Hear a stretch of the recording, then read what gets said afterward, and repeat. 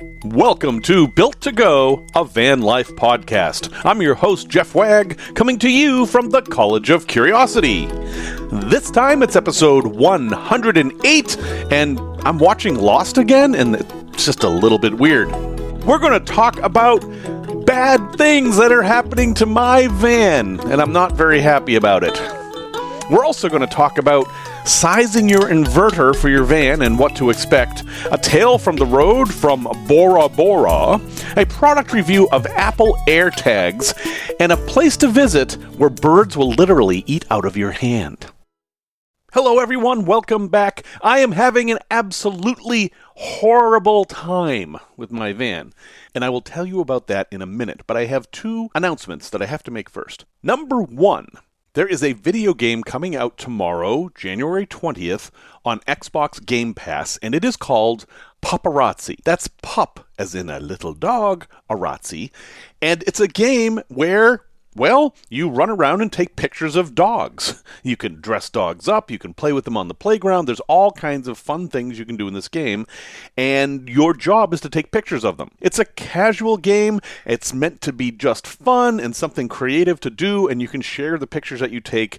And the reason I'm telling you this, because you might be thinking, what does this have to do with van life, is that both of my kids were involved in making this game. Simon Wagg, whose name you hear every week because he does the music for the podcast, and his older brother Fisher Wagg both worked on this game. And in fact, Fisher has been working on it for years, and I believe his name is in the credits. So I have to give the game a plug. It's a lot of fun. It's very, very cute. And if you like dogs, you should absolutely check it out. It's going to be on Xbox Game Pass tomorrow, and it's also going to be on Steam, where you can buy it and play it on your PC. Very, very cute game. Also, this week, you get not one, but two podcast episodes because I interviewed Phoebe Millward on her scheme for how to make money on the road. Making money on the road is not one of my strong suits. It's not something I'm really great at helping people out with. But Phoebe has some ideas that I think are very valuable, so I interviewed her and we're going to run that on Saturday as a special bonus episode. And I think you'll really enjoy Phoebe, and you'll learn a lot from what she has to say. Okay, let's get into it. If you happen to look at builttogo.com and looked at the photo for this episode, because in the show notes I put a photo every week, you will see a photo of my van, affectionately named M3, on the back of a tow truck being towed away. It has not been a lot of fun with this van. Now, I had a perfectly reliable van that I sold in August, and boy, do I miss it now. I hope the new owner is having lots of fun with it. Actually, I know she is. Because now I have the worst possible van you can have. That's right, folks. I have the worst possible van you can have. Do I mean an ambulance? No. Do I mean a Mercedes Sprinter? No. I mean an unreliable van. My van is unreliable, and that is the worst thing. Here's how I got here. When I bought this van, I checked it out as much as I possibly could. The van was in Texas. It was an old ambulance. It's a Sprinter 144 2011. It had 125,000 miles on it, and it had excellent service records. Everything looked great. Now, I knew that it was an ambulance, and ambulances present certain problems, but also opportunities, and I was willing to face those. That isn't what I'm talking about here at all. Forget the ambulance part. All my problems are coming from the fact that the van is unreliable. Well, so why is it unreliable? Well, it's just luck of the draw, it seems, but that isn't entirely true. Most of the problems I'm having with this van are maintenance related. Now, at 125,000 miles, any van is going to start needing extra stuff done to it. You're not going to change your alternator out every 20,000 miles unless something's really wrong, but at 125,000 miles, yeah, things like alternators, air conditioning compressors start to go. You're definitely going to want to look at replacing belts, batteries. All this kind of stuff that isn't a yearly replacement kind of a thing starts to need to be replaced. And, well, what have I had to have replaced on my van since I got it in August? Well, I needed a new radiator. That was $3,000. That actually was not a maintenance item. That was the result of an accident the van had in 2014 that was repaired improperly. I knew about the accident. I figured 7 years was long enough to prove that they had fixed it properly. I was wrong, and I paid the price for that. That's kind of one of those things that there's only so much you can do. Even a mechanic wouldn't have caught that it was installed incorrectly because it was hidden. Okay, I eat that. That's fine. Then I'm out in Colorado, and the van loses all power and goes into limp mode. I have a bad turbo hose. Well, that's a maintenance thing. Turbo hoses do go bad. After about 100,000 miles, they're suspect. In fact, this part goes bad so often that people on long treks and sprinters will often buy an extra to bring with them. Okay, that's fine. Easy to fix myself. It was a little bit hard to find the part, but I did. All good. Okay, no problem. Then I'm driving, and I smell this very strong smell of diesel fuel. That doesn't seem like a good thing, so I pull over, and there's diesel leaking all over the engine from the top of the engine. I look at it very quickly, figure out what's going on, and it turns out that in this van, the fuel filter has a water separator built into it, which isn't uncommon, and the clips that hold the water separator's wires on break often. And before I had gotten the van, someone had replaced the fuel filter, which is good. I'm glad they did that. But they had broken these clips off. And that means that sometimes this thing will just pop off and all the fuel that's supposed to be in the fuel filter will be gushing up into your engine. So I literally took a hammer and hammered that back into place. And then it happened again on the highway, and at that point I was like, okay, I can't live like this. So I replaced the fuel filter again. I don't know if it needed to be replaced or not. It didn't matter. I was going to dig around in there. I'm going to replace the fuel filter. And then I zip-tied that thing down. Why didn't I just replace it? Because I can't find the part. This van, for some reason, doesn't have specific parts for the van, meaning that just because it's a 2011 Mercedes Sprinter with this engine, which is an OM642, you don't know what the parts are because they used different parts over time. I can't find the right part to replace this with. And even if I could, I'm not sure I could replace it because the wires disappear deep into the engine. And remember, I don't have a place to work on my van. I just have a condominium parking lot where I park it. Still, though, this is a maintenance item. This isn't that big of a deal. It's a common problem. I fixed it with zip ties. I mean, honestly, that's a fix. It's ugly, but it works. Winter starts rolling in, and the van gets harder and harder to start. And I look at the batteries. It has two batteries, one of them to start the engine and one of them for auxiliary things. And both the batteries are 6 years old. I'm like, okay, the batteries need to be replaced. So I go out, and it was hard finding the batteries. They're an unusual size, apparently, and I don't know why, but I did find the batteries. I spent $450 replacing both batteries so that they would be a matched pair, which was recommended to me, although I'm not sure it was a good recommendation. And I put them in. The van starts, but it takes a while to start, and then comes to life, and I'm like, finally, everything is fixed. My van is good to go. And I had that feeling for 10 seconds. And then the van started going, and I'm like, what's going on? And then the check engine light came on. And then the glow plug coil light came on. Diesel engines have this light that tells you that the glow plugs are warming up. You're supposed to turn the key, wait for this light to go off, and then start the engine. That's just a diesel thing. It's also the light that comes up when there's a problem. Okay.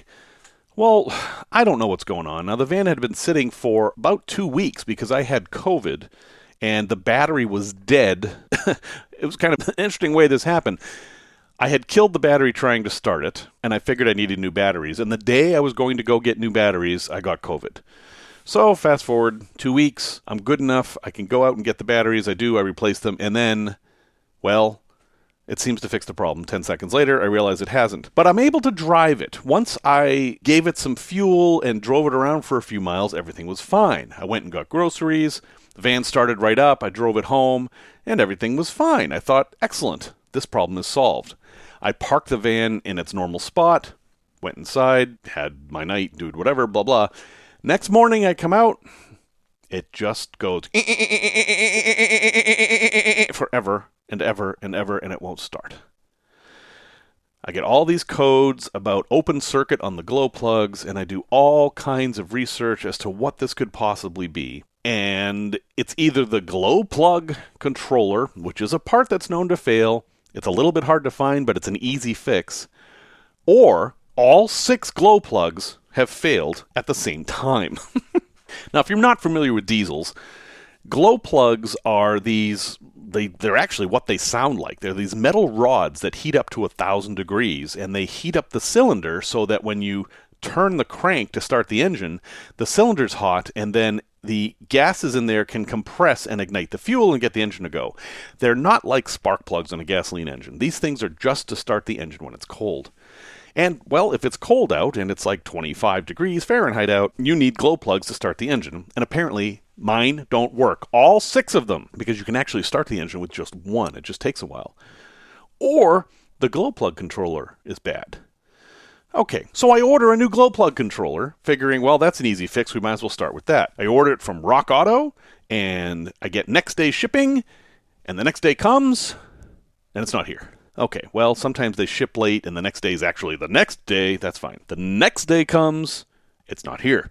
I go on FedEx and search, and it's been delayed. We're going to deliver it in 4 more days. Wonderful. So I'm so glad I paid for that expedited shipping. So the module comes, and it doesn't fit. It's not even close. Now I know they sent me the module for what is called a T1N Sprinter, the original Sprinters that came over to the U.S., They had 5-cylinder engines. It is not the same part. It's not even close. So I'm annoyed. I go back on Rock Auto. They do have the correct part in their list, but it's completely out of stock. And I go to return it, and they say, well, it's not our fault. That's what the manufacturer said.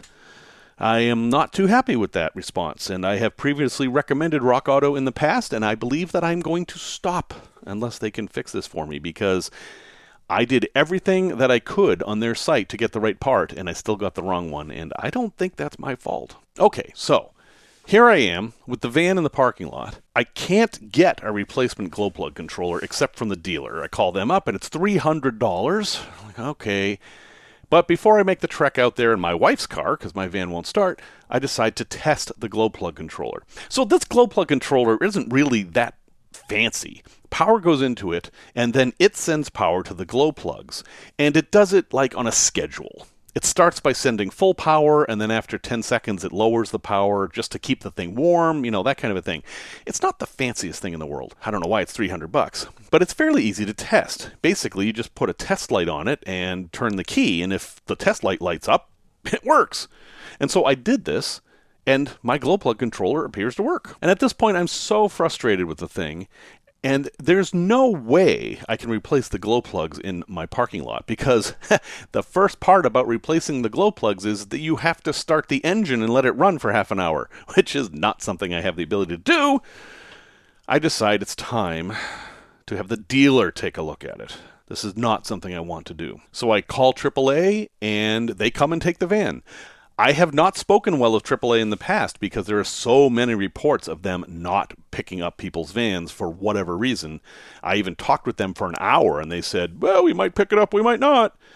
But they came and took my van with no problem at all. They were here in 10 minutes. They took it right to the dealer, no charge, everything was fine. So, hey, if you're in Chicago and you have a van and you have RV coverage like I do, my experience is that they will take care of you. If you're in California, you might have a totally different experience. So this is Monday of this week. They take the van in. The dealer verifies that the van is there. Great. I had an appointment for Tuesday at 7:30 in the morning. They call me Tuesday at 6 o'clock at night and ask me if I've replaced the wiring harness because it looks too new.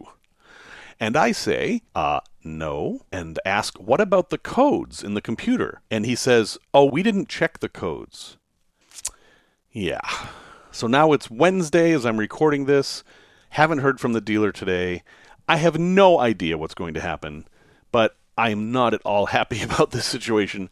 And imagine if I was on the road. I mean, if I were in rural Nevada when this happened, I would have had to have towed the van hundreds of miles even to get it to a dealer, and then I'd still be facing the same problem. So I'm telling you all this mostly to get it off my chest because it's been so very frustrating, but also to give you a real-life example of what can happen with a van, even if you do your homework. Now, I did do one thing that I recommend everybody do. I had a buffer. I built a buffer so that if things went wrong, I could take care of it. If you buy a van with your last dollar and head out on the road, you are setting yourself up for big, big problems. Don't do that. At least have a credit card that's empty to get you out of trouble in emergencies. So at this point, I am vanless. I have no van. I have canceled trips that I was going to take. I'm very frustrated, and I'm not having any fun. I'm sorry if that's coming through in the podcast, but it is a cautionary tale, and I will update you next week if there's an update, and there darn well better be.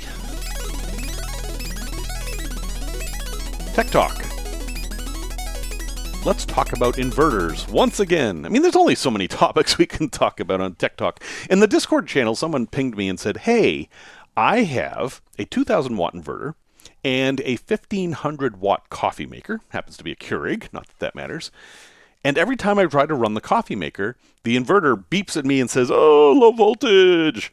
What gives? I mean, after all, it's a 2,000 watt inverter, and it is a 1,500 watt Keurig. It should be plenty.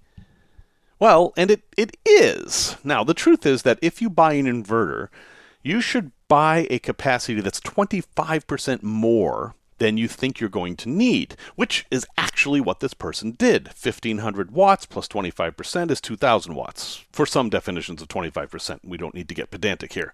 Anyway, it should work. I asked them about their battery, and it turns out that their battery is similar to mine in that it has only a 100 amp output capacity.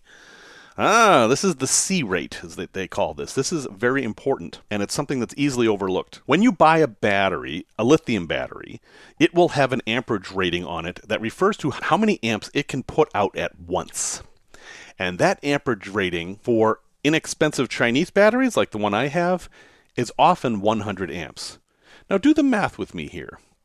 If this thing can put out 100 amps, even if it's getting 14 volts, 100 times 14 is 1,400. And how much is this thing drawing, this coffee maker? 1,500. That's right, folks. It's not enough. The inverter can handle it. The battery can't, even if it's brand new and fully charged. And that's the problem. That's why his coffee maker is upset. And it's the same reason that my IKEA microwave gets cranky with me. So what's the fix? Well, you can add another battery. You can replace the battery you have. Or there's actually a very easy fix, and this is what I do. If you have a battery that's of this capacity, you probably have, and I would argue you should have, a DC to DC charger, or at least a VSR, a voltage-sensitive relay. And then when you want to use these devices, you start the engine. I mean, that's what I do. When I want to make popcorn in the microwave, I start the engine for 5 minutes. It pops the popcorn. I turn the engine off. It seems kind of janky, but it actually works. And most of the things I use the inverter for don't need that much power, so it's not an issue. Eventually, I will probably add another battery. But when I bought my battery, I was only thinking about amp hours and not the C rate, and I wish I had redone that. I got a good deal for a 200 amp hour lithium phosphate battery, but while I have 200 amp hours of capacity, it's only going to come out at the speed it wants to, and unfortunately that's not enough to power my inverter when it's powering my microwave. So, just something else to think about when you're making your electrical decisions. Make sure that the battery you buy can output as many amps as you need for whatever devices you're going to run. Tales from the road. I had the great fortune to take an amazing trip from Hawaii to Australia via Bora Bora, Tahiti, and New Zealand. It took 18 days. I was leading a group. It was amazing. I loved the experience. And when we got to Bora Bora, I took a tour. It was the cheap bus tour. I wasn't trying to spend a lot of money at the time, so I took the basics cheap bus tour excursion. Every port has these. And I wanted to see some of the local culture. I was very interested in learning about the people that lived on Bora Bora before Western contact. And we saw some interesting things, but it tended to be skewed towards after the Europeans came. We saw the famous little huts that stick out on stilts in the water that you can rent. We saw the famous waterfall urinal at Bloody Mary's. You can Google that if you want. That's a big attraction, and sorry, women, I don't know how it works for you. And we saw gun emplacements from World War II. Those were all fine and great.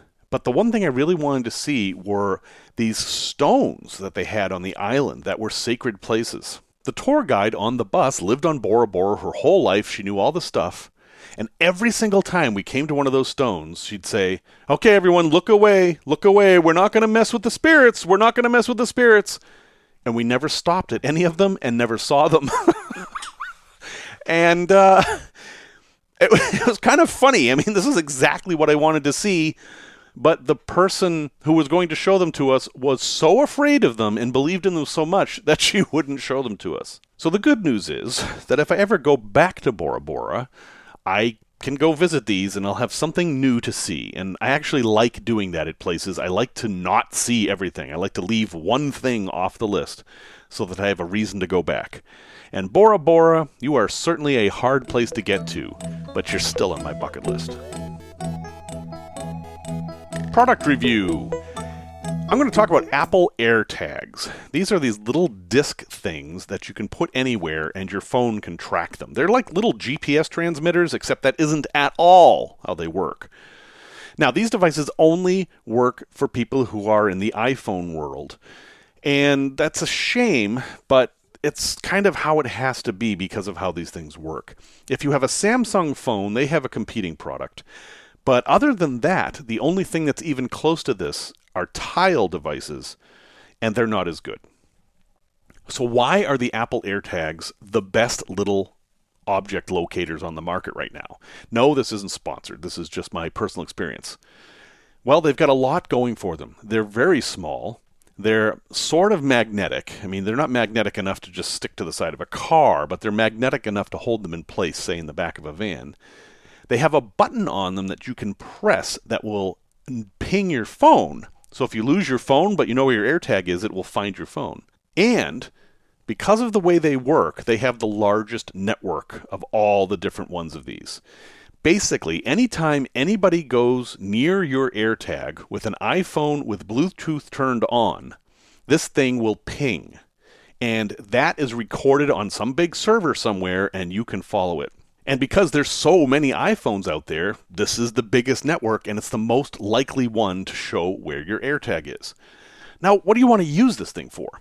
Well, you can attach it to your keys, and then if you lose your keys, well, it's easy to pick up your phone and go to Find My, and there's your AirTag right there, and it'll give you the address of where your keys are. And if you're within 30 feet of your keys, it will give you an arrow pointing to the keys and telling you how many feet away they are, which is pretty darn good. If your keys fall in the couch cushions, this thing will find them. I really like that. Or you can do what I did, and I put one in my van. Now, right now, when I go to Find My and find my tag that's in my van, well, it's sitting in the parking lot of the dealership, right where it should be. But hey, maybe they fixed my van, and these guys were fans of Ferris Bueller's Day Off, and they want to take my van out for a joyride and jump bridges and stuff, which at this point I would be okay with, because at least it would be running. Well, I would know it because I can track them on the AirTag. Or, heaven forbid, somebody carjacks me and steals my van, I can actually watch them drive away, call the cops, and say, yeah, they're at this corner, and yeah, it's an ambulance. I don't know what the heck they think they're doing. Anyway, if you buy 4 of these things, they're $25 a piece. They're $29 a piece if you only buy one. I'll have links in the show notes, but again, this is not a sponsored commentary I'm making here. I think these things are great. I think everybody should have at least one in your van, and they're so small that you should probably have like one in your van and an extra for things like you're going to fly and you're going to check your bags. You can put one in your luggage and see that your bag got on the plane. Or if you have that experience where you land and your bag isn't there and the airline says, well, we don't know where it is, you can say, well, I do. There it is, which is an experience I wish I could have had not too long ago. It's been a rough time, folks. Anyway, I really love these things, and if you have an iPhone, I think it's strongly in your interest to check out AirTags. get the 4-pack for $100 if you can. You will find uses for them. And the battery lasts at least a year. It's just a little button cell battery. It's not any rechargeable lithium or anything fancy. It's a battery you can get at CVS or Walgreens. No issues there. It's the Apple AirTag. I like it. A place to visit. A few years ago, I was up in Wisconsin, up in the Peninsula. There's this little, thumb of Wisconsin that sticks up into Lake Superior, and it's kind of wild up there, and not too wild. It's villagey, though. I mean, it's, not really a big place, lots of naturey stuff. And we went up in the winter. Honestly, what we did was we rented a log cabin to go play the Long Dark in the winter. If you're not familiar with the Long Dark, it's a survival game set in the winter of Canada. I've loved this game, but enough about video games. There is this place we found up there. It's in Fish Creek, Wisconsin, and it's called the Peninsula Park White Cedar Forest State Natural Area. And it's a perfectly nice Wisconsin park. But other than being on the lake, nothing really stands out about it except for this one odd thing. Somebody, and I don't know who, has trained all the chickadees in the park to eat out of your hand. It's kind of amazing. If you go to the visitor center area and walk into the trees just a little bit, hold your hand out with some black oil sunflower seeds in it, within a minute you will have chickadees eating out of your hand. We saw dozens of people do this. It's apparently a thing up there. And the birds learn from each other as new generations come along, and they're accustomed to it now. Now, you might have issues with people messing with nature and all that, and I get that. But if having birds eat out of your hand in the wild is something you'd want to try, well, head up to this interesting part of the country anyway. It's kind of nice up there. And this is also the place that has the crazy winter festival on the ice that is a whole lot of fun. But I'll have a link in the show notes. The place is called Peninsula Park White Cedar Forest State Natural Area, and it's in Fish Creek, Wisconsin. And now I want to go back because I want to go play with the chickadees. Resource recommendation. On a similar note, if a bird landed on my hand and I didn't know what it was, I would find out using the Merlin Bird ID app. I've been using this thing for years. And it is an app that takes you through descriptions to figure out which bird you have. It's really that easy. It asks you what's the size of the bird. Is it bigger than a crow? Is it bigger than a sparrow? What are its main colors? Well, it's black and white and it's a little bit of yellow. And where you are, it'll get that from your location. And what time of year it is, it'll get that from your phone. And then it brings up the best candidates for that bird. And for each one, you can read about the bird, its natural history, and what I like to do is it'll play sounds that the bird makes. A lot of times you can identify birds by the sounds rather than by seeing them, and this helps with that too. Of course, you have to see it to figure out which bird it is, but that's okay. And then, after I figure out which bird it is, I play the sounds back to it. And I have had fascinating conversations with birds in the wild using this app. And no, I have no idea what I was saying. I hope it was something nice. At any rate, check out the Merlin Bird ID app. It's wonderful. If you love birds, you will love this app. But take note, the databases can be quite big, so make sure that you download the app where you have a good Wi-Fi signal and then get the packs for wherever you're traveling, anywhere in the world actually. Make sure you download the right packs for the birds in that area, and they can be up to a gig in size, so you definitely want to do this when you have a good Wi-Fi signal. Whew, thank you folks for listening to this rather whiny episode 108. I really do appreciate you guys listening and interacting on Discord and Facebook and even Instagram that I still struggle with. Music, as always, is by Simon Wagg. And remember, we have another episode coming this week with Phoebe Millward, so check for that on Saturday. And until next time, remember the I hope true words of Sumner Redstone. Success is not built on success. It's built on failure. It's built on frustration. Sometimes it's built on catastrophe.